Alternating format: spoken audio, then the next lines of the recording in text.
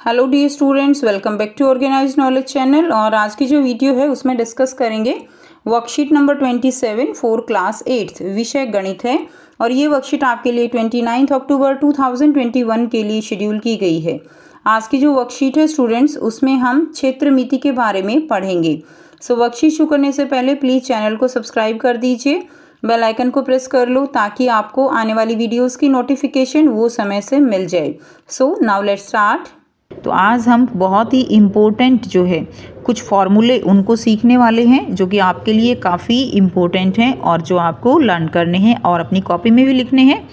So let's start. हम अपने आसपास विभिन्न प्रकार की वस्तुएं देखते हैं, ठीक है। सभी वस्तुओं की कोई ना कोई आकृति होती है। देखिए, आप अपने चारों तरफ हम बहुत सारी चीज़ें देखते हैं और हर एक चीज़ की क्या है, अपनी एक आकृति है। जैसे कि ब्लैक बोर्ड है, कुर्सी है, हर एक चीज़ का अपना एक आकार है, जिनमें से कुछ वस्तुओं की आकृतियों का स्वरूप जटिल होता है और कुछ का सरल होता है। जैसे आपके सामने एक बॉक्स पड़ा हुआ है, तो ये क्या है, ये एक सरल आकृति हो जाएगी। लेकिन आपके सामने जो है, मान लीजिए कुर्सी का ही एग्जाम्पल लेते हैं, तो ये कैसी आकृति है, ये जटिल आकृति है। कुछ आकृतियों को हम ज्यामितीय आकृतियाँ भी कहते हैं, क्योंकि उन आकृतियों के गुण और आकार हमारे द्वारा परिभाषित किए जा चुके हैं। यानी कुछ आकृतियाँ जो है क्या कहलाएंगी, ज्यामितीय आकृतियाँ कहलाएंगी, क्योंकि उन आकृतियों के गुण और आकार, यानी जैसे हम अगर त्रिभुज की बात करें तो इस तरह की जो आकृतियाँ हैं उनके गुण और आकार वो हमारे द्वारा क्या किए जा सके हैं, उनके बारे में एक्सप्लेनेशन, व्याख्या दी जा चुकी है और उनके बारे में हम पढ़ते हैं, ठीक है। तो उन आकृतियों का परिमाप कैसे निकालते हैं, परिधि या क्षेत्रफल भी हम क्या कर सकते हैं, ज्ञात कर सकते हैं। और इनके लिए क्या होता है, इनके लिए कुछ पर्टिकुलर फार्मूलाज होते हैं जो आपको लर्न करने हैं। इन्हीं ज्यामितीय आकृतियों के में से कुछ के बारे में हम आज पढ़ेंगे। सो देखिए, पहला दिया गया है आकृति। तो आकृति, ये कौन सा आकार है बेटा, आप देखते ही पहचान जाओगे, ये क्या है, त्रिभुज है। इसके क्या क्या गुणधर्म होते हैं, ये 3 रेखाखंडों की एक बंद आकृति है। तो ये 3 रेखाखंड हो गए ना, 1, 2 और 3। तो 3 रेखाखंडों की बंद आकृति को हम क्या कहते हैं, त्रिभुज कहते हैं। इसका परिमाप कैसे निकालेंगे, तो जो भुजाएं होती हैं उनका योग वो क्या है, वो उसका परिमाप जो है हम निकाल सकते हैं। तो इसमें एक भुजा A है, एक B है, एक C है, ठीक है। और ये H क्या है, इसकी ऊंचाई है। तो A + B + C, तो इससे हम क्या निकाल देंगे, इसका परिमाप। और 1/2 B, ठीक है, यानी जो आधार है और इसकी ऊंचाई, ये क्या है, ये इसका क्षेत्रफल हो जाएगा। नेक्स्ट देखिए, नेक्स्ट है, ये क्या है, ये वर्ग है। वर्ग, इसकी चारों भुजाएं क्या होती हैं, बराबर होती हैं और प्रत्येक कोण जो है वो कितने का होगा, वो 90 डिग्री का होता है। अब इसकी हर एक भुजा को अगर हम A मान लें, चारों भुजाएं बराबर हैं तो A, तो क्या होगा, A + A + A + A, चारों भुजाएं, तो परिमाप क्या हो जाएगा, 4A, 4A इसका परिमाप हो जाएगा। अब हमें इसका निकालना है क्षेत्रफल। तो क्षेत्रफल कैसे निकल जाएगा, A², ठीक है। एक भुजा का वर्ग जो है क्या हो जाएगा, इसका क्षेत्रफल निकल जाएगा। नेक्स्ट देखिए, नेक्स्ट है आयत। इसमें आमने सामने की भुजाएं बराबर होती हैं। तो ये भुजाएं क्या है इनकी, ये भुजाएं जो है, जैसे ये भुजा इसके बराबर होगी और ये भुजा इसके बराबर होगी। और प्रत्येक कोण कितने का होगा, प्रत्येक कोण जो है वो 90 डिग्री का होता है। इसका परिमाप कैसे निकालेंगे, इसका देखिए, ये भी L है, ये भी B है, तो क्या हो जाएगा, L + L + B + B। तो ये क्या होगा, 2L + 2B, 2 हमने कॉमन ले लिया तो L + B, तो ये जो है क्या निकल जाएगा, इसका परिमाप निकल जाएगा। अगर हमें क्षेत्रफल निकालना है तो लंबाई गुणा चौड़ाई, ठीक है, ये चौड़ाई और ये लंबाई, तो L × B इसका क्षेत्रफल हो जाएगा। नेक्स्ट देखिए, नेक्स्ट है समांतर चतुर्भुज। समांतर चतुर्भुज यानी आमने सामने की भुजाएं बराबर और समांतर। तो ये जो है आमने सामने की भुजाएं बिल्कुल एक दूसरे के क्या होती हैं, बराबर होती हैं और एक दूसरे के बिल्कुल समांतर होती हैं। जैसे रेल की जो पटड़ी होती हैं, उसी तरह से ये बिल्कुल जो है एक दूसरे के समांतर होती हैं। ये H क्या है, ये H इसकी ऊंचाई है। तो देखिए, इसका हम परिमाप कैसे निकालेंगे, वही, ये भी A है, ये भी B है, जैसे हमने अभी ऊपर किया, A + A + B + B, तो 2A + 2B, 2 कॉमन ले लीजिए, A + B, ठीक है। तो ये इसका परिमाप हो जाएगा।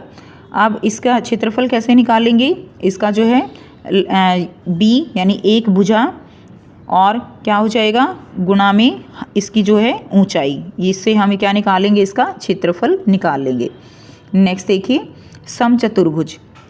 समचतुर्भुज में इसकी चारों भुजाएं बराबर होती हैं, तो ये है समचतुर्भुज जिसकी चारों भुजाएं बराबर हैं। विकर्ण एक दूसरे के लंब समद्विभाजक हैं, तो ये क्या है D1 D2 ये एक दूसरे के समद्विभाजक हैं जो कि 90 डिग्री पे यहाँ पे इस तरह से कोण बनेगा। तो इसकी जो है चारों भुजाएं बराबर हैं, चारों भुजाएं ए है, तो इसका परिमाप हो जाएगा 4a और क्षेत्रफल निकाल लेंगे। क्षेत्रफल देखिए कैसे निकलेगा, 1/2 जो विकीर्ण है D1 ये D2, तो क्या आ जाएगा इंटू D1 गुणा में D2। इस तरह से हम क्या निकाल देंगे, इसका क्षेत्रफल निकाल लेंगे। नेक्स्ट दिया गया है समलंब। समलंब में आमने सामने का एक रेखा युग्म जो है वो समांतर होता है, तो इस तरह से आमने सामने का इसमें ये रेखा युग्म क्या है, एक दूसरे के बिल्कुल समांतर है, लेकिन ये जो C और D भुजाएं ये एक दूसरे के समांतर जो है इसमें नहीं होती। ठीक है, तो इसमें हम कर लेंगे, बस ये आमने सामने की क्या है समांतर होती हैं, ये समांतर नहीं होंगी, लेकिन इसमें क्या है कि जो चारों भुजाएं हैं उनको हम क्या करेंगे, जोड़ के हम इसका परिमाप निकाल लेंगे। तो इसका परिमाप कैसे निकल जाएगा, A भुजा प्लस B भुजा प्लस C प्लस D। ठीक है, तो इस तरह से चारों भुजाएं जोड़ के हम इसका परिमाप निकालते हैं। क्षेत्रफल कैसे निकालेंगे, 1/2 ये क्या है इसकी ऊंचाई और A जमा B, ऐसे जो है हम इसका परिमाप निकाल लेंगे, क्षेत्रफल निकाल लेंगे। ठीक है, नेक्स्ट देखिए, नेक्स्ट है सामान्य चतुर्भुज। 4 रेखाखंडों की बंद आकृति को हम सामान्य चतुर्भुज कहते हैं और इसमें चारों भुजाएं बराबर, कोई भी भुजा इसमें बराबर नहीं है, तो उसको हम क्या कहेंगे, सामान्य चतुर्भुज। तो इसके अंदर क्या होगा, ABCD। ठीक है, A plus B plus C plus D, तो चारों भुजाएं निकाल लेंगे और इस तरह से इसका क्षेत्रफल कैसे निकालेंगे, 1/2। अब देखिए ये D1 है और इस तरह से हमने इसको जो है एक विकर्ण खींच दिया और ये हाइट इसकी क्या है, ये दोनों की ऊंचाई हमने निकाल ली। अब इसका क्षेत्रफल कैसे निकालेंगे, 1/2, उसके बाद D1 और H1 प्लस H2 दोनों हाइट को जो ऊंचाई है उनको जोड़ देंगे तो हमारे पास ये निकल आएगा इसका क्षेत्रफल। नेक्स्ट दिया गया है वृत्त। एक निश्चित बिंदु से समान दूरी पर स्थित बिंदुओं का बिंदु पथ। तो देखिए ये एक निश्चित बिंदु है, इससे हर इक्वल जो है बराबर दूरी पे अगर हम बिंदु लगा के, तो इस तरह से हम क्या बना सकते हैं, एक वृत्त बना सकते हैं। और वृत्त का परिमाप जो है उसको हम क्या कहते हैं, परिधि कहते हैं। क्या कहते हैं बच्चों, परिधि। और परिधि का फॉर्मूला क्या होगा, 2πr। पाई की जो मान है यहाँ पे फिक्स होता है 22/7 या 3.14 हम इसका लेते हैं पाई का मान। और इसका क्षेत्रफल कैसे निकल जाएगा, πr² जो है इसका क्षेत्रफल निकलता है। तो यहाँ से आप इसके जो है लर्न कर सकते हो।